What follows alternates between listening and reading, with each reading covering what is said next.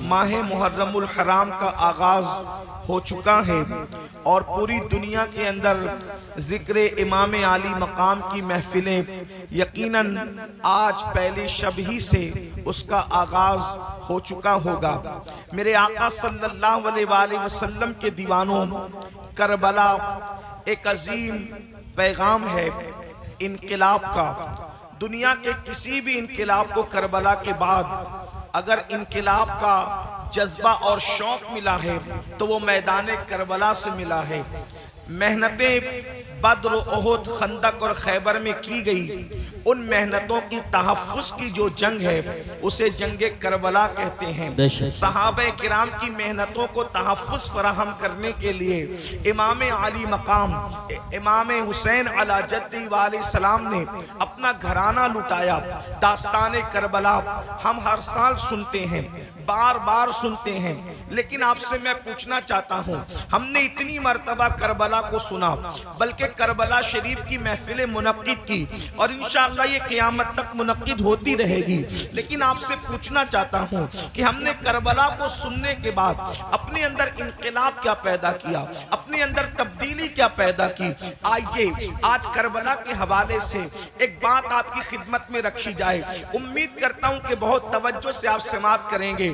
کربلا کی جو جنگ تھی ایک نظریاتی جنگ تھی، یعنی دو نظریے آپس میں ایک دوسرے سے ٹکرائے، اور پھر آج 14ویں صدی کے بعد یعنی تقریباً جو ہے وہ 15ویں صدی کے اندر ہم لوگ کس کے ساتھ کھڑے ہیں؟ یاد رکھیں یزیدی کسی کو کہنا ہمارے معاشرے میں بہت بڑی گالی سمجھی جاتی ہے، اور وہ گالی ہونا بھی چاہیے۔ یاد رکھیں یزیدی بھی اگر اس کو یزیدی کہہ دیا جائے تو وہ چڑ جاتا ہے، یعنی کہ یزیدی بھی جو قلبی طور پر یزیدی ہے وہ اپنے آپ کو یزیدی کہلانا گوارا نہیں کرتا۔ مگر آج کی اس محفل کے اندر جس میں ہزاروں کی تعداد میں یہ سروں کا سمندر ہے اور اس میں اکثریت نوجوانوں کی ہے، تھوڑی دیر کے لیے ہم اپنا احتساب کریں۔ یہ نظریاتی جنگ ہے۔ نظریاتی جنگ کسے کہتے ہیں؟ اللہ اکبر، یعنی دو شخصیتیں نہیں بلکہ دو نظریے آپس میں ٹکرائے اور نظریے کے لیے جنگ کی گئی، تو اس میں ہم کس کے ساتھ کھڑے ہیں؟ ایک ذات ہے سیدنا امام حسین کی۔ یہ بات بھی آپ سے کہہ دوں، حسین صرف چند فٹ کے کسی شخصیت کا نام نہیں ہے، حسین مکمل نظریے کا نام ہے۔ حسین جو ہے ایک مکمل فکر کا نام ہے، حسین پاک ایک مکمل انجمن کا نام ہے، حسین پاک جو ہے وہ مکمل ایک مسلک کا نام ہے، حسین پاک اللہ اکبر جوہد مسلسل کی دعوت پہم کا نام ہے، حسین پاک اللہ اکبر غیرتوں کی آبرو کے تحفظ کا نام ہے، حسین پاک اسلاف کی محنتوں کے تحفظ کا نام ہے۔ تو ہم لوگ کس کے ساتھ کھڑے ہیں؟ امام حسین کے ساتھ کھڑے ہیں، یا پھر یزید بھی چند فٹ کے کسی ایک انسان کا نام صرف نہیں ہے بلکہ یزید بھی ایک نظریے کا نام ہے۔ ہم کس کے ساتھ کھڑے ہیں؟ اللہ اکبر، جو لوگ یزیدی نظریے کے ساتھ کھڑے ہیں لاکھ اپنے آپ کو حسینی کہہ لیں، وہ حسینی ہو نہیں سکتے۔ اب یہ نظریات کیا ہیں؟ تھوڑی دیر میں تاریخ کے حوالے سے آپ کی خدمت میں پہلے یزید کا نظریہ پڑھتا ہوں اور اس کے بعد امام علی مقام کا نظریہ پڑھتا ہوں۔ میں نہیں کہوں گا کسی کو، آپ نہیں کہیں گے کسی کو کہ حسینی کون ہے، یزیدی کون ہے۔ اس محفل میں پہلی محرم کس مقدس شب کے اندر اپنے آپ میں ڈوب کر سوچنا کس کے ساتھ کھڑے ہو، یزید کے ساتھ کھڑے ہو یا شہزادہ رسول کے ساتھ کھڑے ہو۔ میرے آقا صلی اللہ علیہ وآلہ وسلم کے دیوانوں، آخر یزید سے امام علی مقام کو اختلاف کیوں ہے؟ امام اس سے اختلاف کیوں کرتے ہیں؟ اس کی وجہ یہ ہے کہ یزید جو ہے وہ دین یعنی جس میں صرف نماز ہو، اور وہ بھی نماز صرف نام کو نماز ہو، روزے صرف نام کو ہو، حج صرف نام کا ہو، زکوٰۃ صرف نام کی ہو، صدقات و خیرات صرف نام کے ہو، یعنی چند ٹوپیاں داڑیاں بظاہر یہ ایک دیکھنے کی چیز چیز ہو، یزید جو ہے اس مذہب سے، اس دین سے بظاہر کوئی اختلاف نہیں کرتا تھا، وہ روح دین کو مٹانا چاہتا تھا، مذہب کی روح کو مٹانا چاہتا تھا، مذہب کی اصل کو مٹانا چاہتا تھا۔ آپ کہیں گے مذہب کی اصل کیا ہے؟ نمبر ایک، سب سے پہلی مذہب کی اصل یہ ہے کہ رسول اللہ صلی اللہ علیہ وآلہ وسلم سے محبت اپنی جان سے زیادہ کی جائے، اپنے مال سے زیادہ کی جائے، اپنے وطن سے زیادہ کی جائے۔ سب سے پہلی اساس مذہب کی یہ ہے۔ اقبال نے کہا تھا یہ فاقہ کش کہ موت سے ڈرتا نہیں ذرا، روح محمد اس کے بدن سے نکال دو، فکر عرب کو دے کے فرنگی تخیلات، اسلام کو حجاز و یمن سے نکال دو۔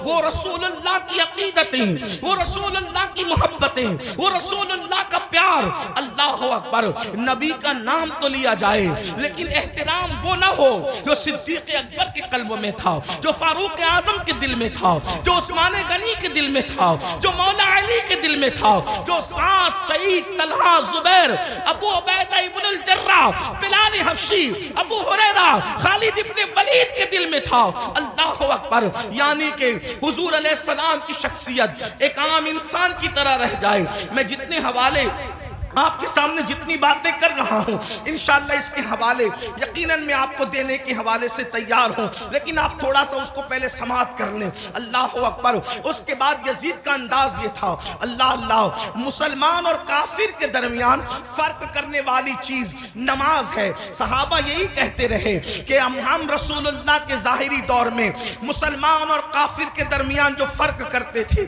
وہ نماز کی وجہ سے کرتے تھے، اور وہاں یزید کا حال یہ تھا۔ اللہ اکبر۔ بعد میں آپ مروانی دور میں دیکھیں یزید کی فکر، اللہ اکبر، جمعہ کی نماز کا حال یہ تھا کہ جمعہ کا خطبہ اتنا طویل کرنے والے نے طویل کیا کہ عصر کا وقت بھی جانے لگا تو اللہ اکبر، اللہ اکبر۔ پھر کیا ہوا؟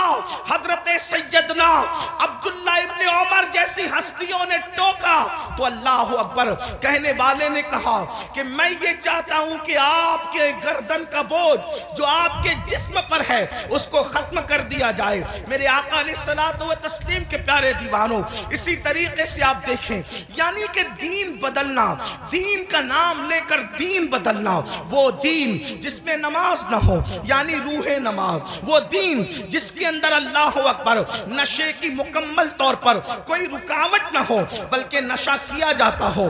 بلکہ یزید کے بارے میں حافظ ابن کثیر یہاں تک لکھتے ہیں کہ یزید اس نشیڑی کا اور نشہ کرنے والے کا نام ہے کہ جس نے سفر حج میں بھی شراب پینا بند نہیں کیا۔ وہ اس نے سفر حج میں بھی، سنبل والوں اور گرد و نواح سے آنے والوں، آپ سے پوچھنا چاہتا ہوں ہمارے ہندوستان کا کتنا بھی بگڑا ہوا آدمی اگر حج کے لیے جائے تو کم سے کم وہ سفر حج میں شراب نہیں پیتا۔ اللہ اکبر۔ لیکن وہ کس قدر بدبخت تھا، کس قدر بدترین اور پلید تھا ابن کثیر کے قول کے مطابق کہ اس نے سفر حج میں بھی شراب پی، اور بعض مورخین نے تو یہاں تک اس کے بارے میں کہا ہے کہ اس نے اشعار کہیں۔ اگر مورخین نے انصاف سے کام لیا ہے تو میں اہل علم کی توجہ چاہتا ہوں، میں صرف ناقل کی حیثیت سے اس کو بیان کر دوں۔ اللہ اکبر۔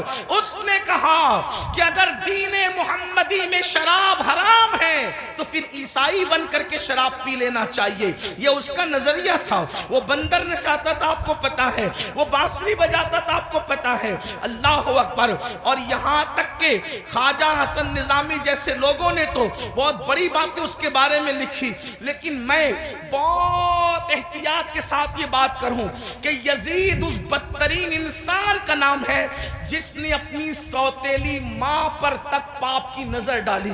لوگوں نے اور آگے کے قصے لکھے ہیں، میں اس کی طرف نہیں جاتا، لیکن صرف اتنا کہنا چاہتا ہوں اس نے اپنی سوتیلی ماں پر بھی پاپ کی نظر ڈالی۔ شیخ محقق شیخ عبدالحق محدث دہلوی رحمت اللہ علیہ لکھتے ہیں اما جان سیدہ عائشہ صدیقہ کو اس نے بدترین گالی دی، اور وہ گالی شیخ محقق نے لکھا ہے لیکن مجمع میں میری بیان کرنے کی ہمت نہیں ہے۔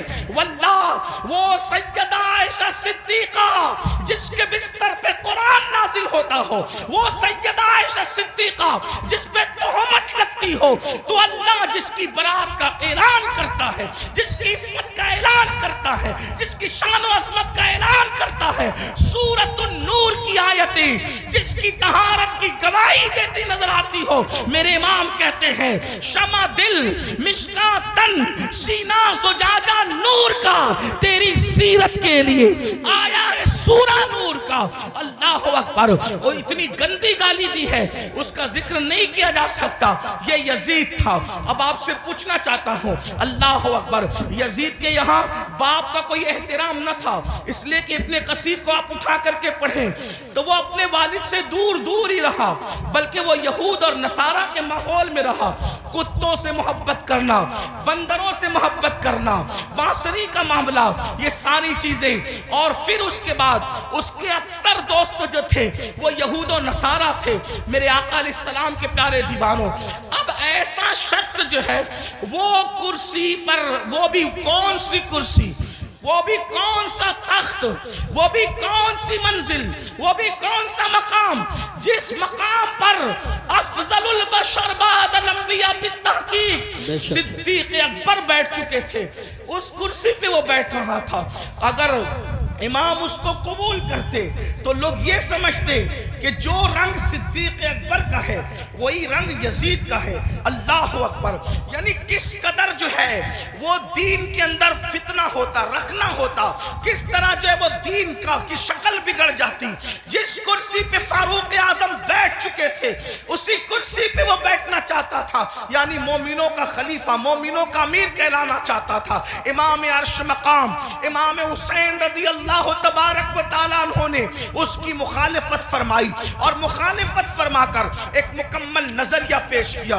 علی اکبر جیسا جوان خاک و خون میں تڑپتا ہوا دیکھا جائے گا، علی اصغر جیسا شہزادہ کربلا کی زمین پر دفن ہوتا ہوا دیکھا جائے گا۔ سکینہ کے چہرے پر تماچے لگتے ہیں، حسین اس کو برداشت کر لیں گے، بیویوں کے دوپٹے چھینتے ہیں، حسین پاک کو وہ برداشت ہو جائے گا، لیکن اللہ اکبر، اللہ کے دین کو بدلا جائے، خدا کے دین کے اندر جو روح ہے اس کو مردہ کرنے کی کوشش کی جائے، امام نے اس کو گوارا نہ فرمایا اور سب لٹایا جو آپ داستان کربلا میں سنتے ہیں۔ آپ سے پوچھنا چاہتا ہوں اب ہم کس کے ساتھ کھڑے ہیں؟ میں جلدی جلدی اپنی گفتگو کو آگے کی طرف لے جاؤں۔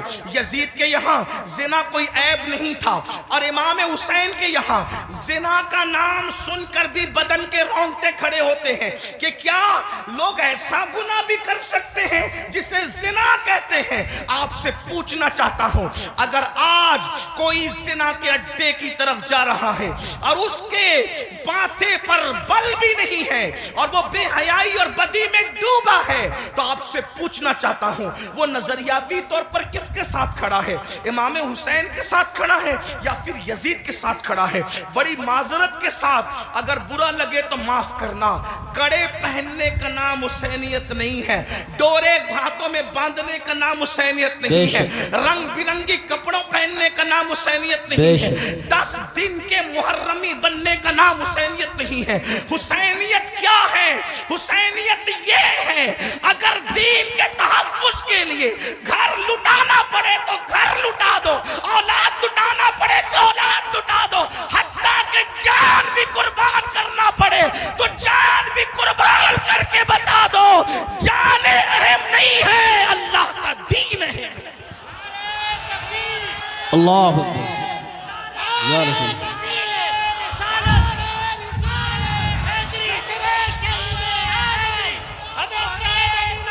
بڑی معذرت کے ساتھ کچھ لوگوں نے حسینیت کو بہت سستا کر دیا۔ اگر ڈوڑے کڑے اور کلر کے کپڑوں کا نام حسینیت ہوتا یا چند محفلوں کا نام حسینیت ہوتا پھر تو پوری دنیا حسینیت کی طرف آ جاتی۔ حسینیت اتنی آسان تو نہیں ہے نا۔ اس دور میں بھی 22,000 کا لشکر الگ کھڑا ہے اور 72 نفوس الگ کھڑے ہیں۔ اس سے پتہ چلا حسینیت آسان نہیں ہے. اب اپنے آپ میں ڈوب کر سوچو قیامت کے دن اللہ اکبر کس کے ساتھ اٹھو گے؟ میری قوم کے وہ جوانوں جو اپنی راتوں کو گندی فلموں کے ساتھ جو ہے وہ اللہ اکبر جہنم کے عذاب کو قبول کرتے ہوئے خدا کے چیلنج سے نہ ڈرتے ہوئے نرم نرم گدوں پہ لیٹ کر اگر زنا کے مناظر دیکھ رہے ہو تو میں یہاں علماء موجود ہے ایک بات عرض کروں کہ یزید بھی تو کہیں پھر ایسا کام کرنے والوں سے اس معاملے میں 2 قدم پیچھے نظر آ رہا ہے. اور میری قوم کے وہ جوان جو اپنے آپ کو حسینی کہہ رہے ہیں وہ اس معاملے کے اندر اس معاملے میں کہہ رہا ہے کیا وہ یزید سے 2 قدم آگے نظر نہیں آتے؟ اللہ بتاؤ تو صحیح. شہزادہ رسول سے محبت کا دعویٰ اور کوئی مسلمان یہ تصور کر سکتا ہے کہ وہ زنا کے اڈے پہ جائے؟ وہ زنا جس کے بارے میں اللہ کے رسول صلی اللہ علیہ وآلہ وسلم غیب داں نبی نے فرمایا کہ قیامت کے دن زانیوں کو آگ کے کپڑے پہنائے جائیں گے, آگ کا کرتا پہنایا جائے گا اور ان کی شرمگاہوں پر جہنم کی آگ بھڑکائی جائے گی. پھر اس کے بعد دوسری چیز شراب کو لے لیں, نشہ کو لے لیں. اللہ اکبر 16 17 سال کے لڑکے آج ہمارے نشہ کی طرف جا رہے ہیں اور اللہ اکبر نشہ کی طرف جو چیز لے جا رہی ہے مجھے ایسا محسوس ہو رہا ہے کہ حقہ جو ہے وہ انسان کو نشے کی طرف تیزی کے ساتھ لے جا رہا ہے.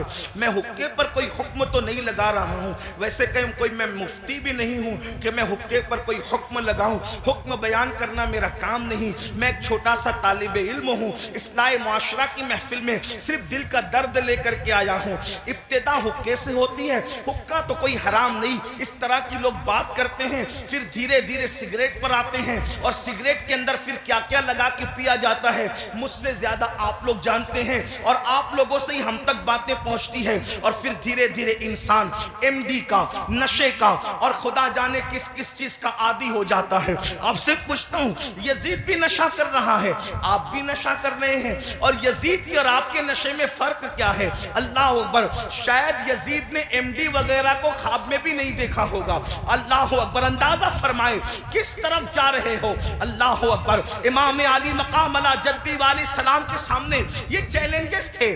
آپ اپنی قوم کو جرائم سے بچانا چاہتے تھے, آپ اپنی قوم کو گناہ سے بچانا چاہتے تھے. جانتے ہیں اللہ کے رسول صلی اللہ علیہ وآلہ وسلم نے بستیوں کے اجڑنے اور گھروں کے اجڑنے کے لیے جو بات بیان فرمائی ہے اس کو دل کے کانوں سے سنیں. اللہ کے غیب داں نبی صلی اللہ علیہ وآلہ وسلم ارشاد فرماتے ہیں راتوں کو کچھ لوگوں کے مکانات خود بخود زمین میں دھس جائیں گے, زمین کے اندر جو ہے زمین بوس ہو جائیں گے. آپ کبھی سنتے ہیں نا کہ فلاں بلڈنگ گر گئی, فلاں بلڈنگ زمین میں دفن ہو گئی. میں یہ نہیں کہتا کہ سب اسی وجہ سے ہوتی ہے, لیکن اللہ کے حبیب غیب داں نبی صلی اللہ علیہ وآلہ وسلم گھروں کے اجڑنے کے, گھروں کے زمین بوس ہونے کے اسباب کیا بیان کرتے ہیں. لوگ کہتے ہیں ہمارے گھروں پر یہ چل رہا ہے وہ چل رہا ہے. میں نے کہا جو چلا رہے ہیں ہم ان کے بھی ساتھ نہیں ہیں, لیکن اپنا کرتوت بھی تو دیکھو. قرآن کہتا ہے وَمَا أَصَابَكُم مِّن مُّصِيبَةٍ فَبِمَا كَسَبَتْ أَيْدِيكُمْ, کہ تم پر جو بھی مصیبت آتی ہے وہ تمہارے کیے دھرا ہے, وہ تمہارے برے اعمال کا نتیجہ ہے. اللہ اکبر کیا ہوا؟ آقا ارشاد فرماتے ہیں صلی اللہ علیہ وآلہ وسلم کہ کچھ لوگوں کے مکان راتوں رات زمین پہ گر جاتے ہیں, زمینوں میں دھس جاتے ہیں. صحابہ نے پوچھا یا رسول اللہ اس کی وجہ کیا ہے؟ آقا فرماتے 2 گناہ جب گھروں کے اندر کیے جاتے ہیں, 2 گناہ جب عمارتوں کے اندر کیے جاتے ہیں تو گھروں کو زمین میں دھسا دیا جاتا ہے, گھروں کو زمین بوس کر دیا جاتا ہے. پوچھا یا رسول اللہ وہ کیا ہے؟ فرمایا ایک موسیقی ہے, میوزک ہے. جس گھر میں میوزک بجتا ہے اور جس گھر میں شراب پی جاتی ہے راتوں رات ان گھروں کو زمین میں دھسا دیا جاتا ہے. اب آپ مجھے بتاؤ کانوں میں ایئر فون لگا کر راتوں کے 3-3, 4-4 बजे तक म्यूजिक सुनने वालों, क्या तुम्हें अपने घरों से प्यार नहीं है? तुम्हें अपने घरों से मोहब्बत नहीं है? तुम्हें अपने घरों से उल्फत नहीं है? और फिर अल्लाह के हबीब अलैहिस्सलाम फरमाते हैं, जिसने दुनिया में शराब का एक घूंट पिया और तौबा नहीं की, जब वो मरेगा तो मरने वक्त तो उसकी जबान पे कलमा जारी नहीं होगा, वो कलमे से महरूम रहेगा। और यहाँ तक के हजरत मालिकुद्दीनार फरमाते हैं, मैंने कई नशा करने वालों को कुफ्र पर मरते देखा है। अल्लाह अकबर। हजरत उमर इब्न अब्दुल अजीज कहते हैं, मैंने कई नशा करने वालों को कुफ्र पर काफिर होकर मरते देखा है। अल्लाह के बंदो जरा गौर तो करो। फिर तीसरी चीज लेते हैं नमाज के हवाले से। 95% लोग नमाज नहीं पढ़ते हमारे माशरे का, और लोग आसानी से कह देते हैं मौलाना हमें टाइम नहीं मिलता। बल्कि आशूर के शब में भी, जिसमें जुमेरात ही को जंग हो रही थी करबला की, अक्सर मौर्रिखीन कहते हैं जुमरात को ही जो है वो जंग का आगाज कर दिया था। इमाम पाक ने पूछा गाजी अब्बास से, अब्बास क्या कर रहे हैं ये लोग? कहा वो तो जंग शुरू करने की बात करते हैं। कहा उनसे कह दो कि हमें नमाज बहुत पसंद है, हमें तिलावत बहुत पसंद है, हमें गिरिया अल्लाह के लिए करना बहुत पसंद है, जिक्र अस्कार बहुत पसंद है। वो जंग तो होनी ही है, लेकिन एक रात की वो हमें मोहलत दे दे, ताकि आने वाली रात शबे आशूर है, उसमें हम अल्लाह की इबादत करें, गिरिया वजारी करें। आपसे पूछता हूं, इमाम तो मोहलत ले रहे हैं इबादत के लिए, और अल्लाह रब्बुल इज्जत ने हमें पूरी जिंदगी दी है, इबादत की तरफ नहीं आते। कितनी सादगी से इंसान कहता है मौलाना टाइम नहीं मिलता। मुझे बताओ हमसे बढ़ करके मक्र कौन कर रहा है? हम कहते हैं टाइम नहीं मिलता। अगर तिलावत के लिए टाइम नहीं है तो घंटों घंटों व्हाट्सएप पर वक्त के लिए कैसे टाइम मिलता है? अगर अल्लाह की इबादत के लिए टाइम नहीं है तो फेसबुक पर, यूट्यूब पर घंटों गुजारने के लिए टाइम कैसे मिलता है? दोस्तों के साथ गपशप करने के लिए टाइम कैसे मिलता है? याद रखिए अल्लाह के बंदो, कब तक अय्याशियां करते रहोगे? कब तक जराइम करते रहोगे? कब तक खुदा के गजब को चैलेंज करते रहोगे? कब तक अल्लाह के अजाब को दावत देते रहोगे? कब तक खुदा के अजाब से गफलत बरतते रहोगे? याद रखना अल्लाह ने किसी को बहुत लंबी उम्र हमेशा के लिए नहीं दी है। आखिर मौत है मौत, आखिर मौत है मौत। जब उसने महबूबों को मौत दी है तो फिर मरदूदों का क्या हाल होगा? जब उसने मुकर्रबीन को मौत का मजा चखाया है तो दूर रहने वालों का क्या हाल होगा? याद रखना जिस दिन रूह का रिश्ता जिस्म से टूट जाएगा, उस दिन सिवाय पछतावे के कुछ हाथ नहीं आएगा। अल्लाह अल्लाह जब लोगों के दरमियान बैठते हो तो वलियों की तरह बातें करते हो, और जब तन्हाइयों में होते हो तो शैतान का नंगा नाच बन जाते हो। ये मुनाफिकत नहीं है तो और क्या है? जबान कुछ और कहे और किरदार कुछ और कहे। कुरान कहता है लिमा तक़ूलूना मा ला तफ़अलून, वो क्यों कहते हो जिस पर खुद अमल नहीं करते। मुसलमानों बताओ, अल्लाह अकबर, हमें नमाज के लिए टाइम नहीं। कौन नमाज? वो नमाज जो मेराजुल मोमिनीन है, वो नमाज जो रसूलुल्लाह सल्लल्लाहु अलैहि वसल्लम की आंखों की ठंडक है, वो नमाज जो गुनाहों से इंसान को ऐसे पाक कर देती है जैसे गुस्ल करने वालों के जिस्म का मैल खत्म हो जाता है, वो नमाज जो अल्लाह से बंदे को करीब कर देती है, अल्लाह का कुर्ब नसीब होता है जिस नमाज से। कौन सी नमाज? वो नमाज जिसकी बुनियाद पर इंसान रहमतों का मुस्तहिक होता है। कौन सी नमाज? वो नमाज जिससे रोजी में बरकत होती है, वो नमाज जिसके बाद दुआएं कबूल होती है, वो नमाज जिसके पढ़ने से बीमारियों का खात्मा होता है, वो नमाज जिसके बाद इंसान को मकाम महबूबियत मिलता है, वो नमाज। अल्लाहु अकबर, सारे अहकामात जमीन पर भेजे गए, लेकिन जब नमाज देना हुआ तो जमीन पर नहीं भेजी गई, बल्कि मेराज में लामका पे बुलाकर महबूब को दे के बताया गया। सारे अहकामात अपनी जगह है, लेकिन नमाज का मामला अपनी जगह है। इसीलिए बुजुर्गों ने फरमाया, अल्लाह के रसूल अलैहिस्सलाम फरमाते हैं कि सबसे पहले क़यामत में नमाज के बारे में पूछा जाएगा। अगर नमाज का मामला आपका क्लियर हुआ तो सारे मामला क्लियर कर दिए जाएंगे, और अगर नमाज के मामले में अटक गए, नमाज के मामले में फंस गए, तो फिर इंसान बच न सकेगा। आप मुझे बताएं, हमें अल्लाह से डर नहीं लगता? जिस क़यामत के दिन के बारे में काबे अहबार कहते हैं, अगर 70 انبیاء کے برابر بھی کوئی اعمال بفرض محال لے کر کے پہنچے تو بھی وہ اپنے اعمال کو حقیر جانے گا، حقیر۔ آپ سے پوچھتا ہوں کیوں وقت نہیں نکالتے؟ اب آئیے آپ سے پوچھوں، امام تو سجدے کی، امام تو اللہ اکبر شہادت کے وقت بھی سجدہ کرتے ہیں، کتنا دردناک وقت ہوگا۔ اللہ اللہ، جب انسان کا ایکسیڈنٹ ہوتا ہے اور وہ موت کو قریب دیکھتا ہے تو انسان اپنی جان کی فکر کرتا ہے، مگر قربان میرے امام شہید کربلا نے جب آخری وقت آیا تو بھی اپنے سر کو سجدے میں رکھا اور سر سجدے میں رکھ کر کے بتا دیا اوروں کو جان سے محبت ہے لیکن علی کے بیٹے کو اپنی جان سے زیادہ سجدے سے محبت ہے۔ سبحان اللہ، سبحان اللہ۔ آپ بتائیں تو صحیح، اور اسی نماز سے ہم دور ہیں، عاشور میں بھی نماز دور کرتے، عاشور میں بھی نماز سے دور رہتے ہیں۔ آئیے اب اس اپنی گفتگو کو اینڈ کی طرف لے جاتے ہوئے آپ سے پوچھوں، اگر قیامت کے دن، توجہ کرنا ان جملوں پر، اگر قیامت کے دن فہرست بنی زانیوں کی کہ زانی ایک ساتھ کھڑے رہیں، توجہ آپ، زانیوں کی فہرست بنی کہ زانی ایک ساتھ کھڑے رہیں گے تو جس گروپ میں یزید ہوگا اسی گروپ میں زنا کرنے والے بھی تو ہوں گے نا۔ دنیا کے اندر بڑی بڑی باتیں ہانکنا آسان ہے، محشر آپ کی مرضی اور میری مرضی سے نہیں ہوگا۔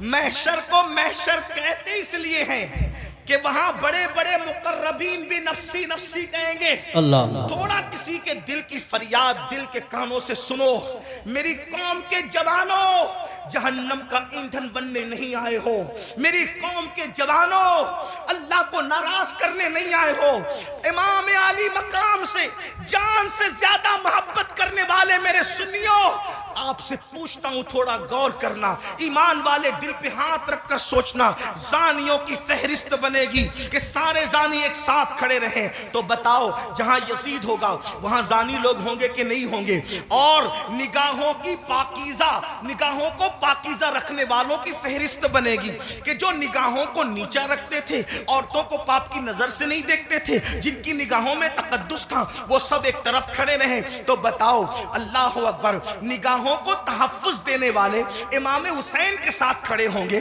اور زنا کرنے والے یزید کے ساتھ کھڑے ہوں گے۔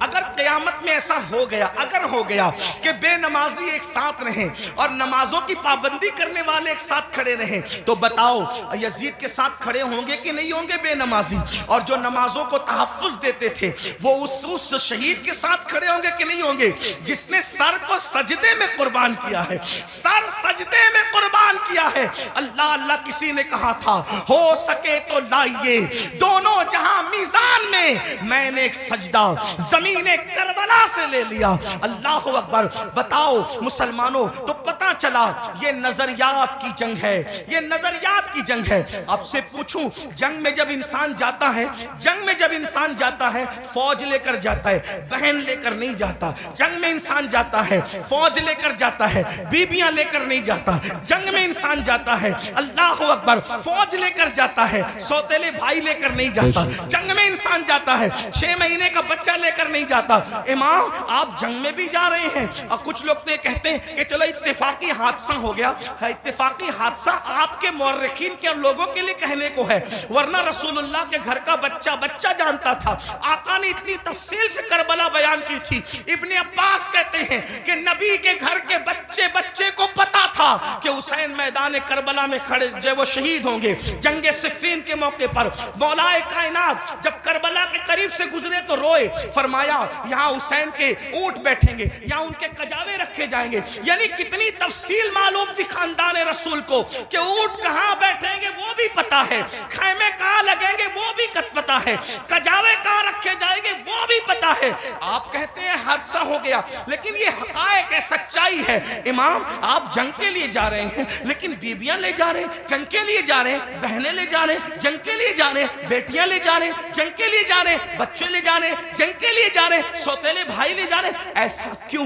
امام گویا کے بتائیں گے یہ تلواروں کے ٹکرانے کی جنگ نہیں بلکہ یہ کردار کی جنگ ہے، یہ نظریات کی جنگ ہے۔ ایک طرف یزید سوتیلی ماں کو پاپ کی نظر سے دیکھ رہا ہے تو ہم میدان میں بتائیں گے کہ سوتیلے رشتے کا تقدس کیا ہے۔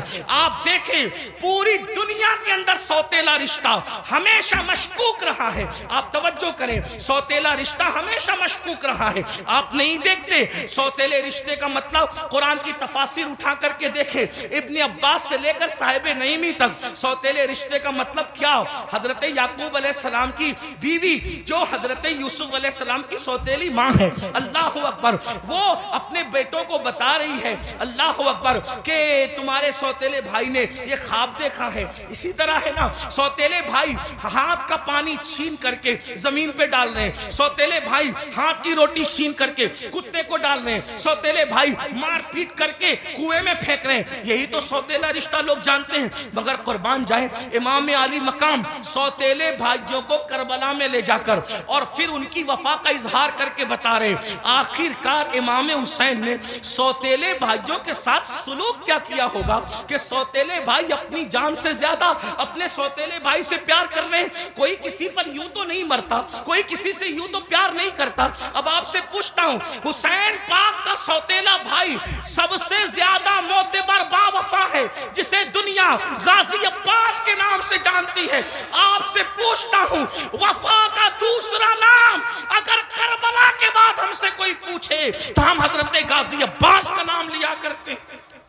شمر نے اللہ اکبر رشتہ داری کی وجہ سے حضرت عباس کو امان لکھی, ان کے بھائیوں کو امان لکھی, تو حضرت عباس نے کہا شمر تجھ پر بھی لعنت ہے اور تیری امان پر بھی لعنت ہے, واللہ تو نے نبی کے شہزادے کو امان نہیں دی. ان کو کاٹنا چاہتا اور ہمیں بچانا چاہتا ہے. حسین کے بعد زندہ رہنے کو ہم پسند ہی نہیں کرتے. یہ ایک سوتیلے بھائی کا جذبہ. اب آپ سے پوچھتا ہوں, اگر آپ کربلائی ہے, اگر آپ حسینی ہے, تو اس مجمع میں اپنے دل میں سوچو آپ کے سگے بھائی کے ساتھ آپ کا سلوک کیا ہے. کربلا صرف کالے کپڑوں کا نام تو نہیں ہے نا پہننے کا, کربلا سینہ پیٹنے کا نام نہیں. ہمارے درمیان ہمارے درمیان کربلا اسوہ مصطفیٰ کی تفسیر کا نام ہے. ہمارے نزدیک کربلا بدر و احد کے مقصد کی تکمیل کا نام ہے. آپ سمجھتے کیا ہے کربلا کو, لیکن ہمارے اندر کربلا کہاں ہے؟ ہم نے رسمی اور اسمی کربلا کو تو دیکھا, ہم نے حقیقت کربلا کو نہیں دیکھا. بتاؤ آپ کا ہمارا جذبہ بھائی کے بارے میں کیا ہے؟ یہی نا, اس کا کھیت ہڑپ کر لیا, اس کا حصہ ہضم کر لیا, اس پر کیس کی کر دیا, اس کے خلاف کھڑے ہو گئے. اس کی بیٹی کو اچھے رشتے آتے تو آپ کو پسند نہیں آتا, آپ کو ہضم نہیں ہوتا. بتائیں تو صحیح, اس کے گھر میں بیٹے ہی بیٹے پیدا ہوں تو آپ کو تکلیف ہوتی ہے. یہ آپ کا معاملہ سگے بھائی کے لیے, اور وہاں سوتیلے بھائی کے ساتھ انداز کیا ہے سرکار غازی عباس کے ساتھ دیکھیں. پھر اس کے بعد امام اپنی بہن کو کربلا میں لائے. جب امام کسی کی کوئی بات نہیں مانتے, توجہ کرنا, جب امام کسی کی کوئی بات نہیں مانتے تو سیدہ زینب کھڑی ہو کے کہتی ہے بھیا یہ کر لو,